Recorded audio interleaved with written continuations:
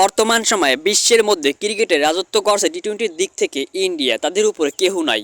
টি-20-তে ইন্ডিয়াকে এক প্রকার এগিয়ে রাখা যায়। ইন্ডিয়ার যে প্লেয়ার বর্তমান সময় টি-20-র যারা প্রত্যেকেই পাওয়ার হিটার, প্রত্যেকের স্ট্রাইক রেট 150-র উপরে। নিউজিল্যান্ডের সাথে ইন্ডিয়া ওডিআই ম্যাচে 3-1 ব্যবধানে ম্যাচ হারলেও কিন্তু টি-20-তে তারা কামব্যাক করে দেখাইলো। নিউজিল্যান্ডের বিপক্ষে 3-0 ব্যবধানে ইন্ডিয়া ম্যাচ জয়লাভ করলো এবং তাদের মধ্যে যে প্লেয়ারগুলো ছিল প্রত্যেকেই এক একজন আগুন। নিউজিল্যান্ড শুরুতে ব্যাট করতে নেমে মাত্র 150 রানে অল আউট হয়ে যায় এবং ইন্ডিয়াকে 150 রানের টার্গেট দেয়। সেই জবাবে ইন্ডিয়া ব্যাট করতে নেমে মাত্র 9 ওভার 4 বলেই ম্যাচ জয়লাভ করে নেয়, যেখানে অভিষেক শর্মা 14 বলে 50 এবং 19 বলে 68 রানের ঝড়ো ইনিংস খেলে ম্যাচ জয়লাভ করে। অন্যদিকে ঈশান কিষান শুরুতে এক প্রকার নিউজিল্যান্ডের বোলারদের উপর তাণ্ডব চালায়, তাহার পর আউট হওয়ার পর ক্যাপ্টেন নামে ইন্ডিয়ার, সে 24 বলে 58 রানের ইনিংস খেলে ম্যাচ জয়লাভ করায়।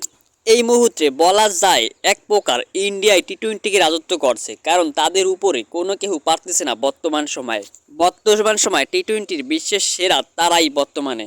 এখন আপনাদের কি মনে হচ্ছে, ইন্ডিয়ার উপরে কি কেউ আছে? থাকলে কমেন্টে জানিয়ে দিন, কোন দেশ হতে পারে সেটাও বলে দেন।